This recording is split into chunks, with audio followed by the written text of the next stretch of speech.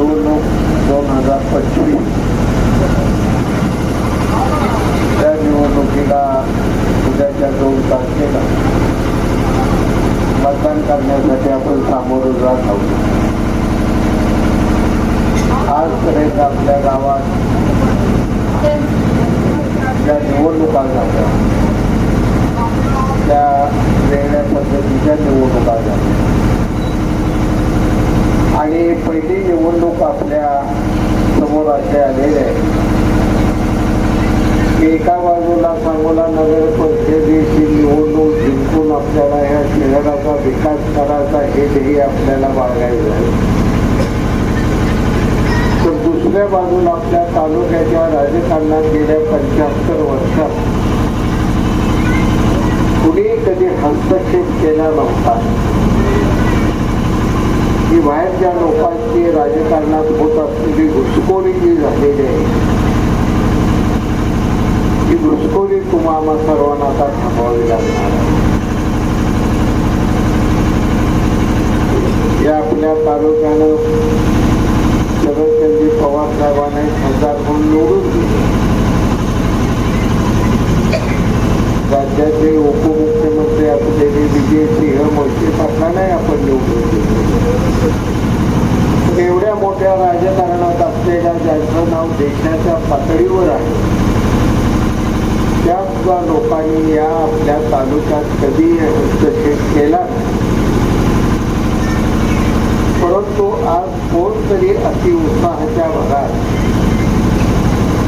या तालुक्याच्या राजकारणाची चालू असलेली घडी बिघडून टाकत आणि राजकारणात काम करणारी लोक मग मी असो, दीपगावा असो, डॉक्टर बाबासाहेब देशमुख असो, बाळासाहेब केदार असो, तरुण असो, सगळीच माणसं सध्या बाजूला राहिली आणि या तालुक्याच्या राजकारणाची सूत्र बाळासाहेब एरंडे सारख्या एका कॉन्ट्रॅक्टरच्या बंगल्यावरनं हलायला लागले. हा सगळ्यात मोठा धोका ही तुम्ही सगळ्यांनी यात जाणून आणि मग या निवडणुकीत गांभीर्यानं बघा. आपण दोन वर्ष आपल्याला कामाला सापडली. पहिली 2 वर्ष आपली करोनात गेली, पुन्हा राजकारणात उलटापालटी 3-4 महिने निघून गेले आणि 2 वर्षाच्या काळात सुद्धा मी या शहराच्या विकासासाठी 200 कोटी रुपये आणले. एवढा निधी मी आणला. विरोधकाची अडचणच ही मोठी झाली की एवढा मोठा निधी बापून आणल्यानंतर त्याला उत्तर काय आणि त्याच्यासाठी मग वेगवेगळे जे काय बोलता येत नाही अशा गोष्टी बोलू शकतो. सांगोला नगरपालिका इमारती काम चालू आहे. उद्या जाऊन बघा, 3 शॉपिंग सेंटर चालू आहे. गोळ्यारी गटारचं काम चालू आहे. बायपासचा 10 फुटिया रस्ता पूर्ण झालेला आहे. अनेक अशी कामं आहेत की 30% सगळीच कामं सगळी चालतो आणि काही तांत्रिक मंजुऱ्या सध्या सुद्धा येतात. परवा सुद्धा एक तांत्रिक मंजुरी आहे 80 कोटी शहराचे रस्ते करण्याची तांत्रिक मंजुरी झालेली आहे. पत्र सीओकडे उद्या जाऊन तुम्ही बघा खरं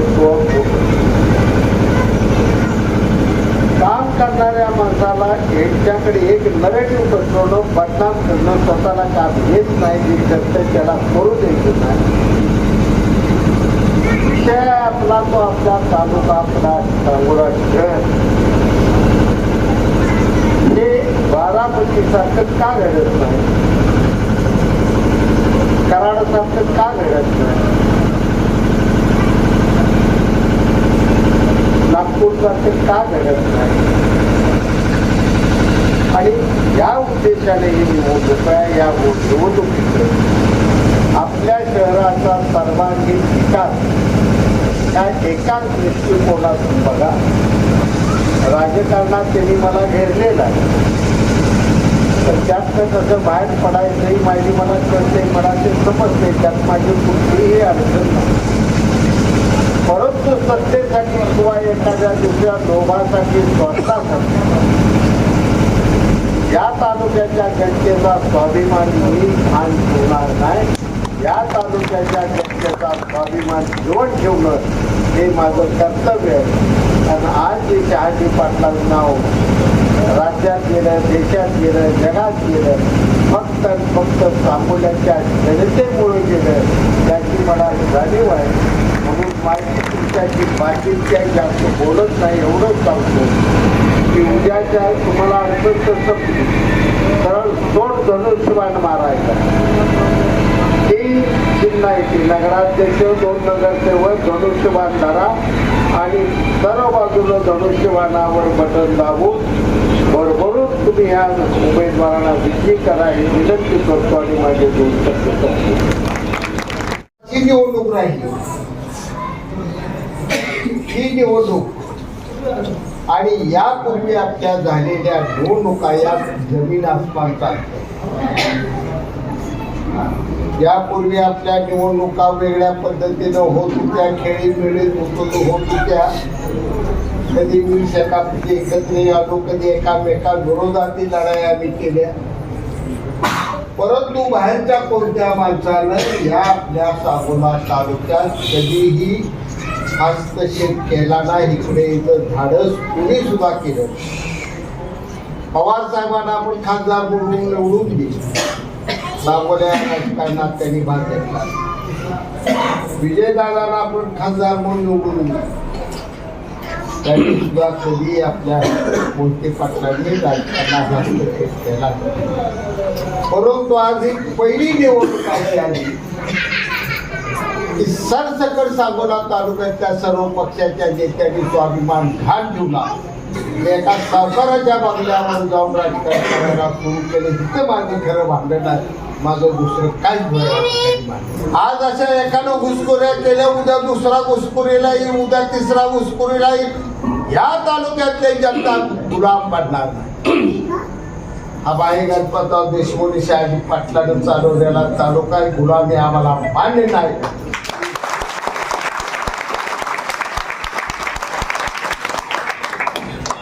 गोरं काढण्यासाठी या माझ्या देशातल्या लाखो लोकांनी तुरुंगवास भोगला, हजारो फासावर गेले, लाखो लोकांच्या छताडात गोळ्या बसल्या, ती गोरा इंग्रज घालवला. आणि हे आता कुठला गोरा आहे की आमच्या काही लागला.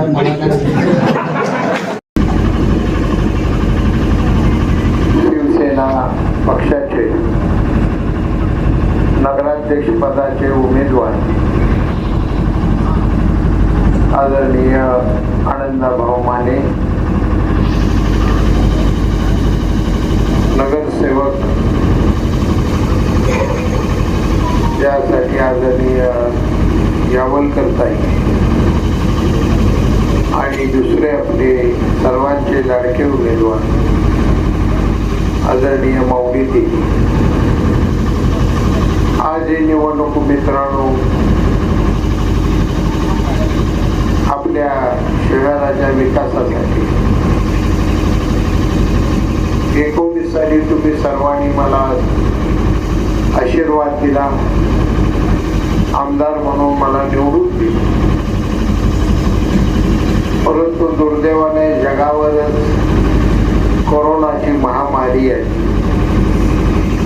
आणि जवळपास 1.5-2 वर्ष आपण कोणच एकामेकाला भेटू शकलो. घरातल्या घरातली माणसं एकामेकाला बोलताना घाबरायला अशा एका बिकट संकटातून आपण वाटचाल करत आहोत. त्यात काळजी घेतली नाही. सुभाष राणासारख्या माझ्या लहान हत्तीसारखं शरीर असलेल्या भावाचा सुद्धा मृत्यू.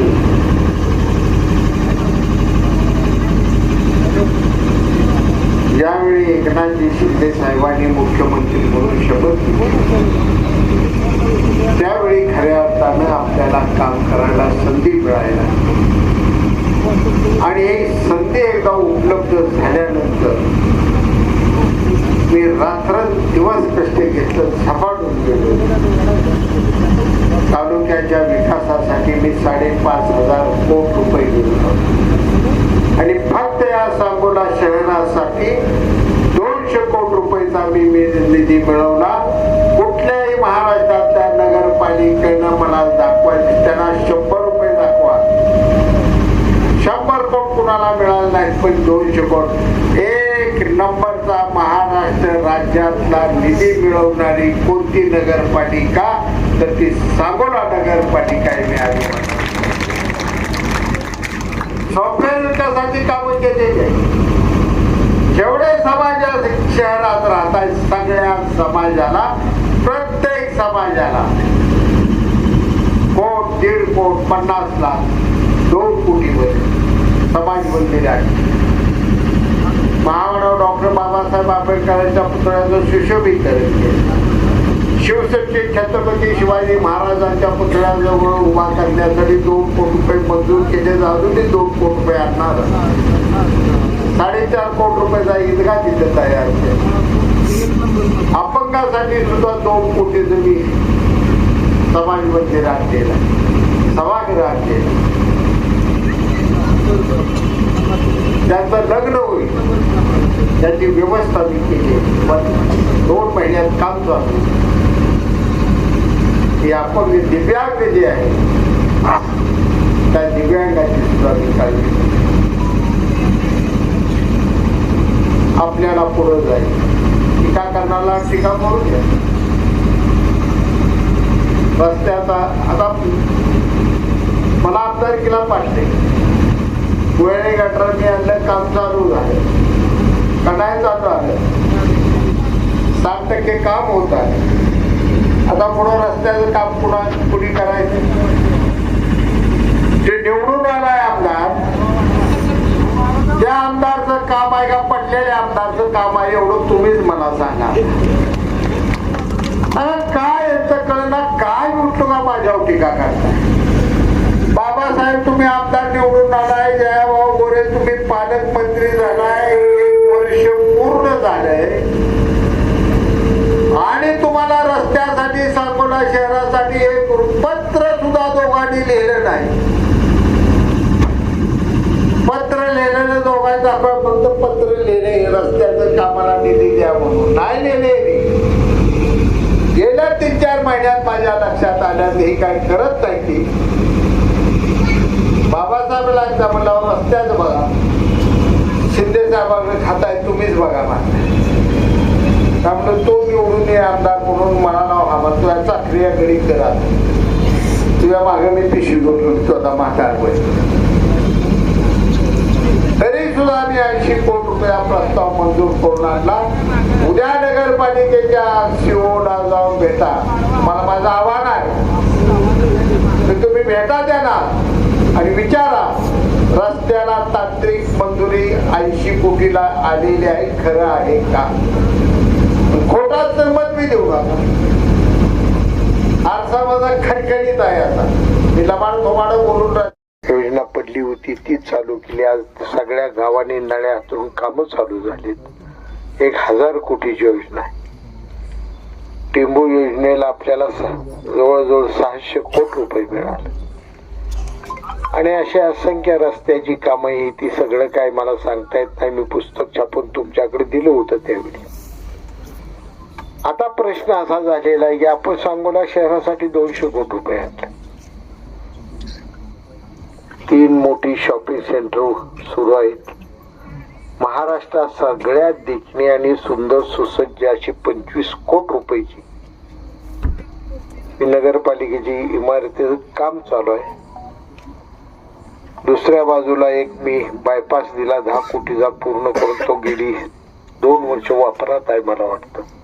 मी तुमच्या झोपडपट्टीपासून गेलेला. भुयारी गटार जवळ 90 कोटीची योजना आहे. काम 65% संपलं. एकही समाज असा ठेवला नाही सांगोला शहरातला की ज्या समाजाला मी 1.5 कोटीचं समाज मंदिर दिलं नाही. एक नाभिक असो, परीट असो, लोणारी असो, लिंगायत असो, कुठलंही नाव घ्या, धनगर समाज असो, बौद्ध समाज असो, मातक समाज असो, सगळ्यांना मोठमोठ्या दिव्यांग जे अपंग आपले आहेत त्यांच्यासाठी सुद्धा 1 कोटी रुपयाचं समाज मंदिर घेऊन आलं. सगळ्या बाजूने काम करत चाललो, राबत चाललो, कष्ट करू, आजार पण पोटात घेऊन सुद्धा राबत होतो. आणि दुसऱ्या बाजूला ही एक विकासाचं काम सुरू आहे. मी राहिलेली कामं करणारच आहे. तर माझा प्रश्न असा आहे की मला तुम्ही पाडताय, मला पराभूत करताय, मला माझी आमदारकी तुम्हीच काढून घेताय. आणि पुन्हा बाबासाहेब म्हणते की धूळमुक्त करा. 1 वर्ष का झोपा काढले का? तू काय केलं का बिचार?